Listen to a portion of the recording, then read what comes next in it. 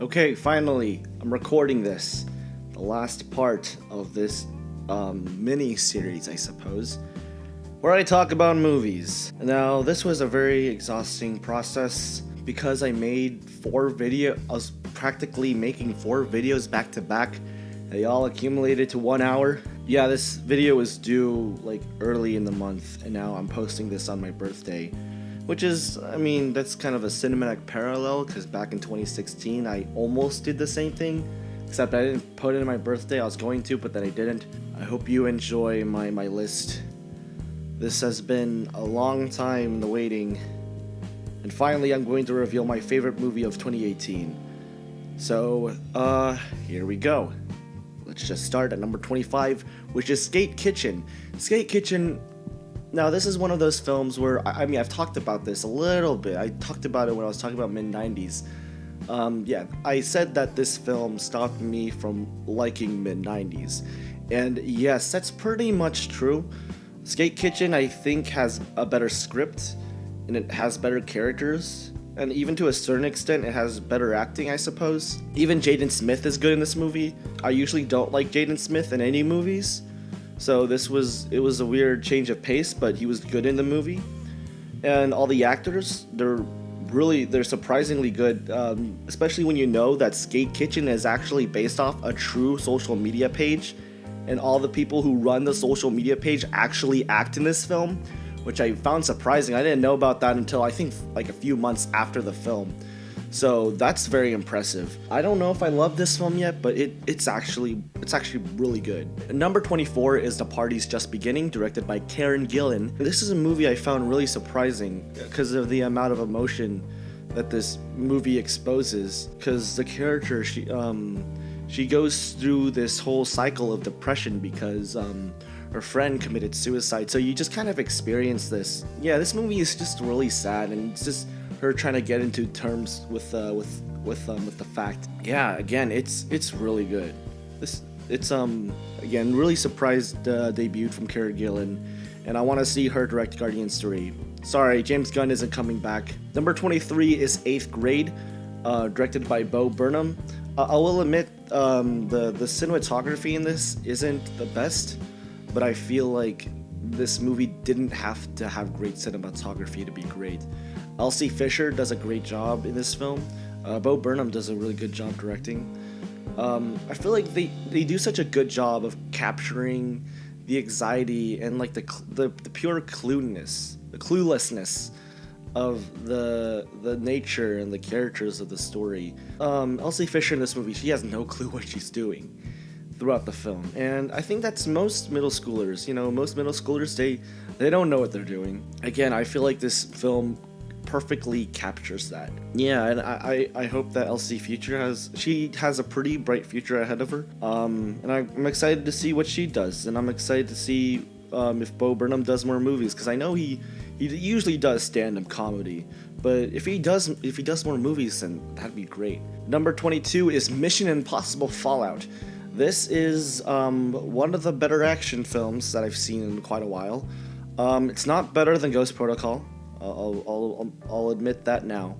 This is basically a stunt show starring Tom Cruise. Tom Cruise, he just does a bunch of stunts, and it's all crazy. That's why I kind of like the fourth one better, because the fourth one, there was more of a story, and although the story wasn't perfect, I like the structure of that a little better. While this film, it's just a bunch of stunts, which is not necessarily a bad thing, but again, this movie is still really good. It's still a lot of fun. I'm wondering how Tom Cruise is going to top this one, especially with the 7th and 8th film coming up soon. I'm wondering how Tom Cruise is going to top that, but we'll see. Number 21 is Museo.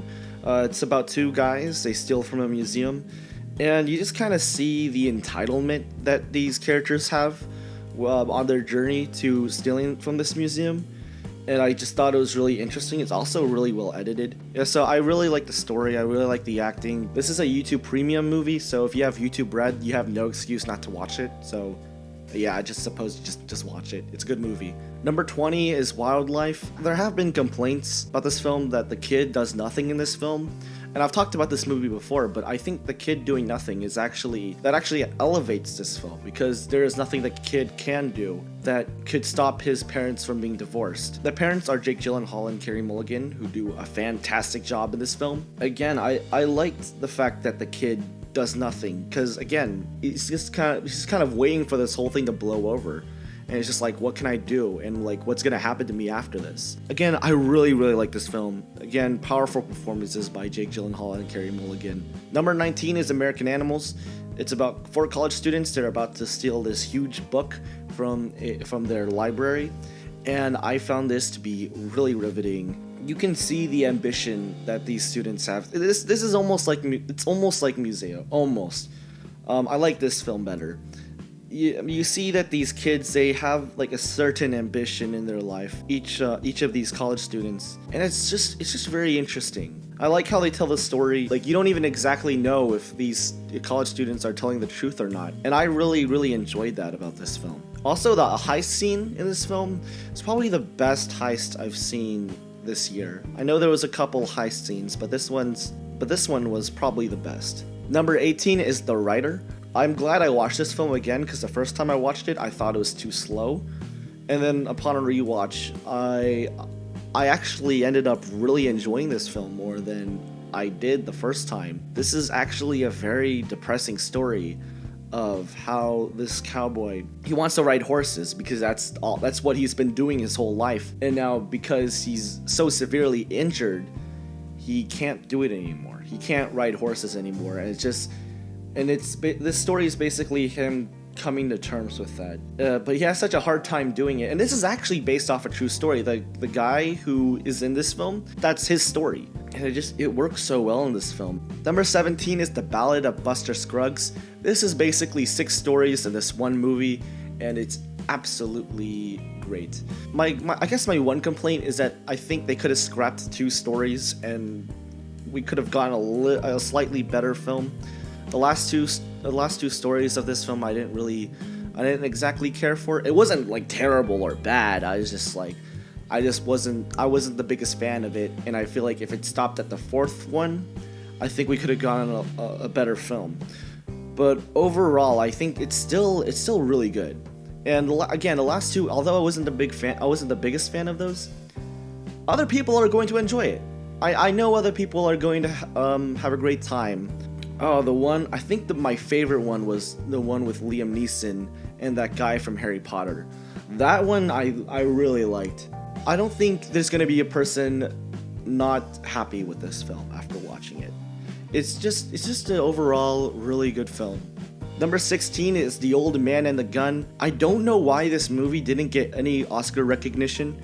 Robert Redford does a great job in this film. This guy, he just robs banks and he's just having fun doing it. I like the acting by the other actors as well. I forgot the woman's name, but Casey Affleck, I mean, say what you will about him, but he also does a pretty good job in this film as well. Number 15 is Thoroughbreds. I really like this film. I liked the way it's shot. The way it's shot, I thought, was very interesting.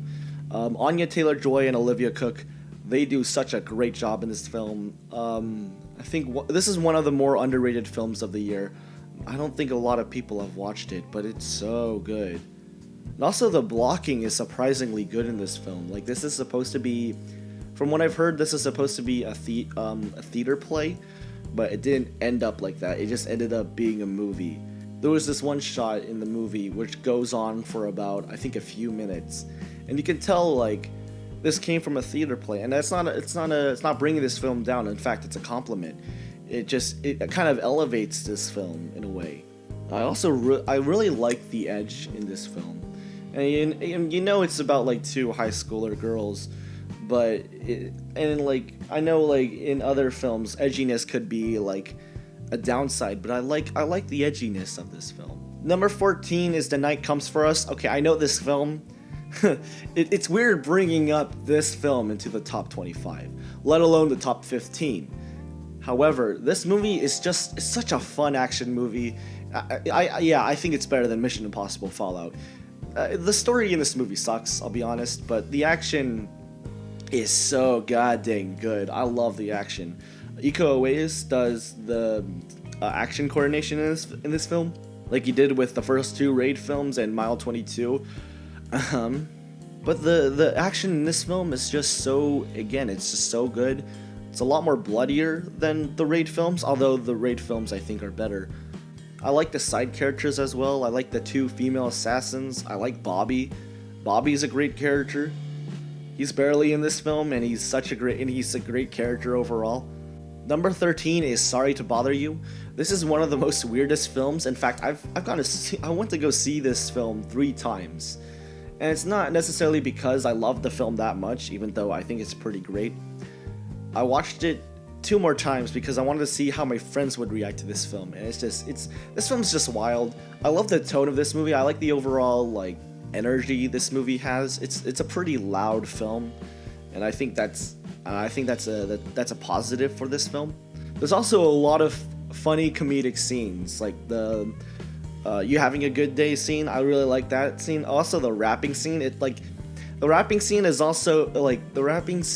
both comedic and disturbing at the same time. Like I watch it, I laugh at it, but it's also kind of disturbing at the same time. Like when you actually think about the context of the rapping scene. So that's also really good. Number 12 is Blind Spotting. I thought this movie was fantastic. Everyone talks about how the rapping scene at the end was great, and I'll admit it actually is kind of great. I kind of like to see this as a musical almost, because there is rapping throughout the film, and it's not overbearing. You know, this is a film about racism, but it never feels like it's over the top. It feels like it's coming from somewhere personal, even though there is some like a few over the top elements.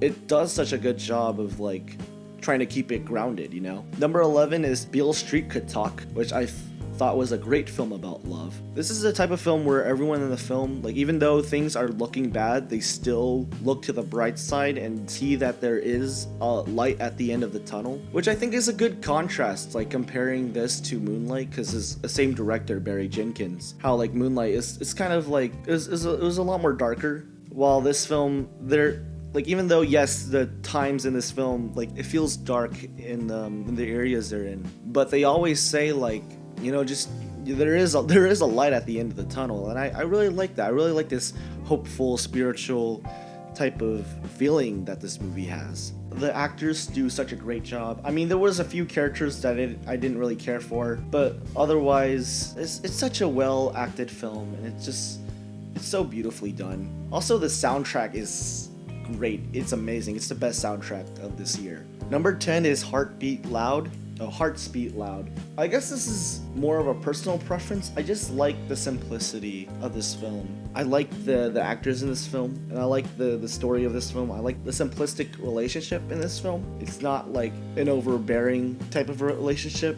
And yeah, this film is just about letting things go, and I found that to be personal to me because I've had to let things go. Also, the music in this film is pretty good. The songs that they perform are pretty good. Yeah, this movie never feels over the top. It always feels genuine, and it doesn't feel like it has to have a large scale. Like everything just feels really contained and personal, and I like it. And it's not like trying to be way too dramatic. It's just like, I guess this movie is just very genuine, and I think that's why I love this film so much. Number 9 is Spider-Man Into the Spider-Verse. Yeah, so Spider-Man's in this film. And I love Spider-Man. Spider-Man has been my favorite superhero ever since I was a kid. Spider-Man's the only superhero where I've read the comics, I've watched the animated series, and I've watched the movies. And so, of course, like, I have a personal connection with Spider-Man, unlike any other superhero. And I feel like this movie celebrates Spider-Man, and not only Spider-Man, it also celebrates, like, animation, and comic books, and, like, overall, like, movies. And this is probably the most cinematic Spider-Man film, like, probably ever. I still like Spider-Man 2 more because Spider-Man 2, I like how grounded that film is. But this film, it celebrates Spider-Man in the best way possible with great animation and like great characters. Miles Morales, I never really cared for him in the comic books, but in this film, I feel like he is such a great character in this film because he's trying so hard to live up to be Spider-Man. Everyone's watched this movie, so it's not like it matters. He just comes to the realization that the best way to be Spider-Man is just to be himself, because Spider-Man is all of us, you know, because we all relate to Spider-Man in one way or another. He kind of just figures out that there is a Spider-Man in him. And yeah, when he realizes that, you know, we get to see him swinging around town, and it's fantastic, you know. Number 8 is Lean on Pete. This is overall just a very depressing film.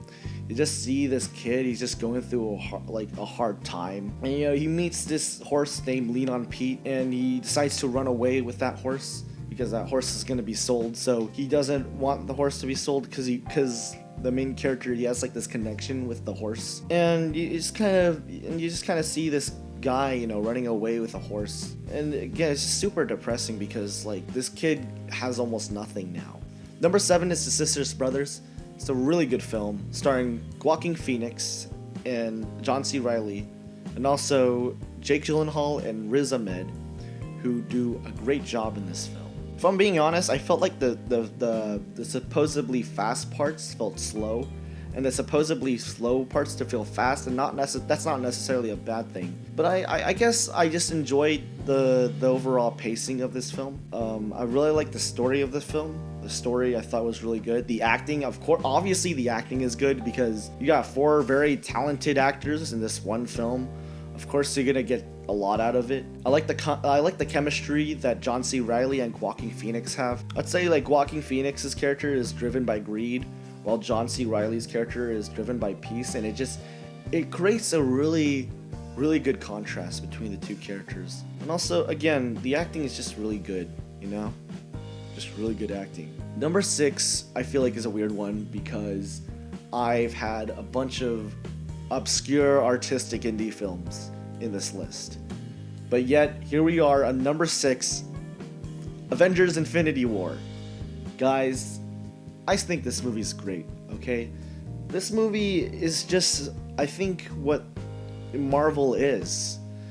And I feel like to have this many characters in this one film and not screw up, it's so good. Just wondering how they even pulled this off, and like and how they pulled this off is just so many years of planning and just leading up to this film. You know, you have 19 films leading up to this one? 18. It was 18 films just leading up to this one, and it does such a good job of just like balancing all the characters.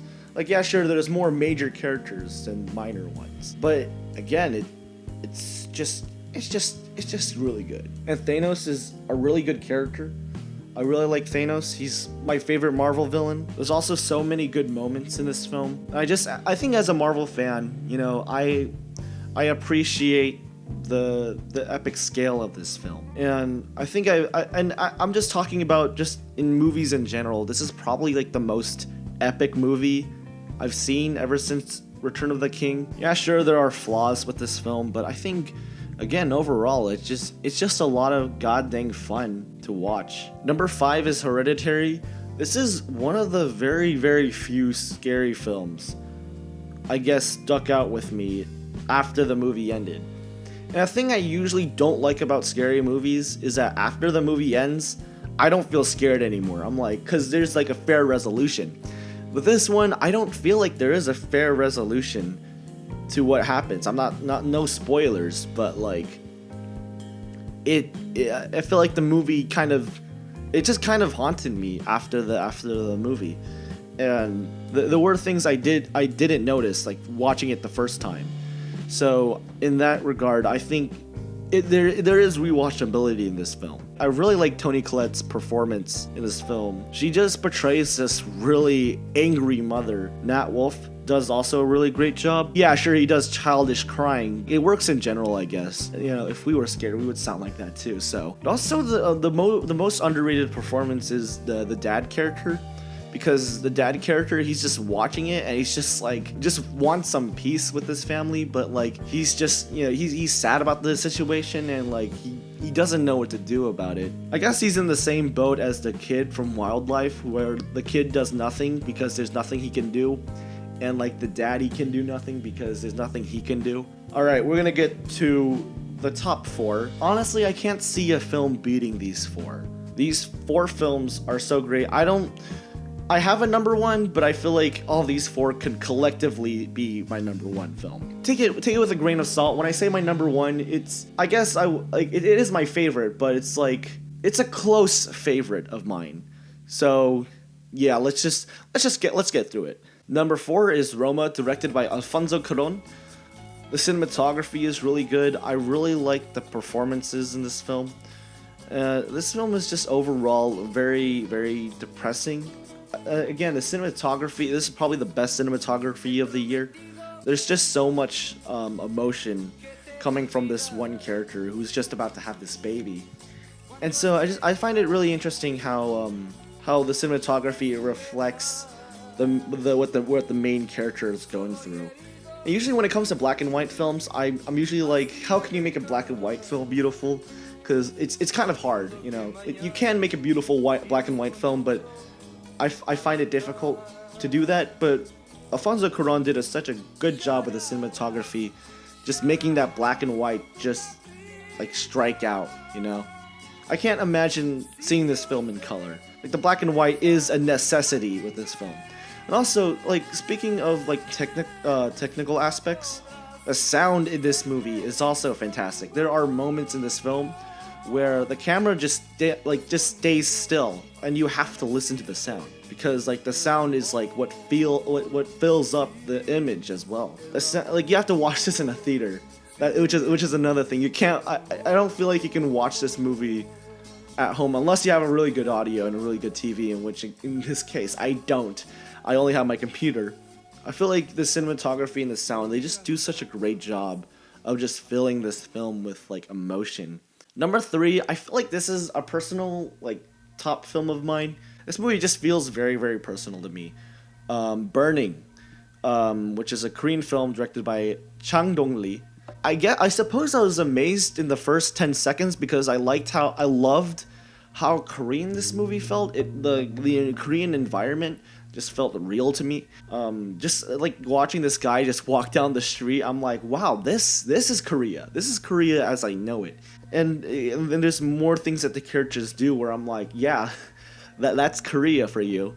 I know it's such a weird thing to say because I don't know. I usually when I watch Korean films, I'm just kind of like, I don't really care about how Korean the film is, but I like the Korean environment in this film. I guess it was a little bit more faster paced for me because like I get to see this Korean environment that I've seen and I've experienced. I never lived in Korea. I've like stayed there for like a few months, but I never actually lived there. And like just watching this movie, it just kind of felt more real to me.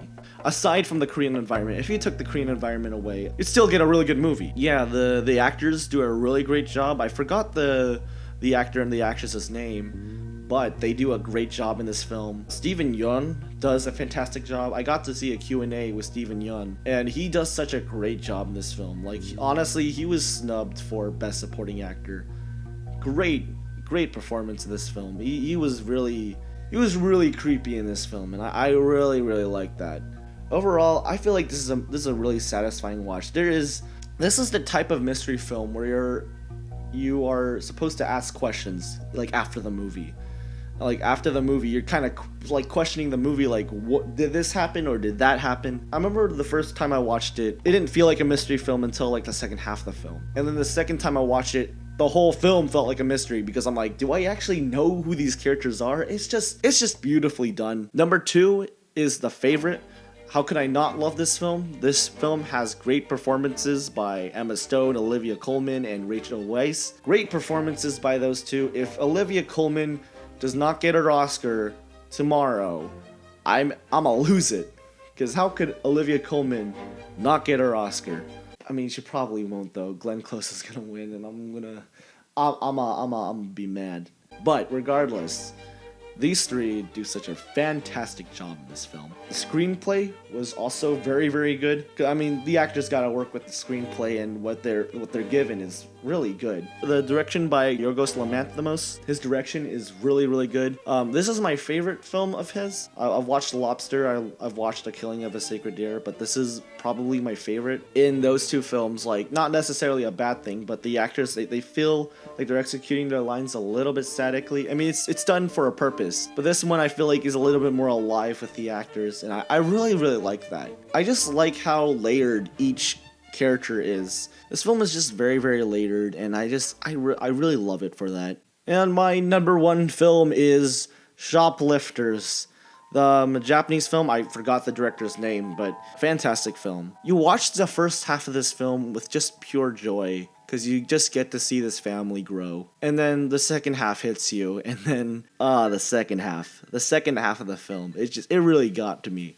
The ending of the film got to me. The ending of the film is it's so sad. It's honestly my favorite moment of 2018. Sakura Ando, I think that's her name, Sakura Ando. She does a great job in this film. The child actors do a great job. And again, it's a film about family. This movie does such a good job of like presenting that theme. I suppose that Shoplifters is my favorite out of Roma, Burning, and The Favorite in this film. I think this one is my favorite because the amount of emotion that this film displays. Like, yeah, sure, on a technical level, this might be the worst out of the four, but I think on a purely emotional level, I think this film gets to me the most out of the four. You know, this movie just really hit me hard. Also, Sakura Ando, she was snubbed at the Oscars. She deserved a nominee, but no. We're gonna get Glenn Close as Best Actress, even though there's 3 other actresses that deserve it more. Wow, I can't wait to be angry at the Oscars tomorrow. Anyways, that's my list. I did it. I finally freaking did it. After all this time, I did it. I finished my 4-part video. Oh god, there's a part 5 coming in August. Oh god.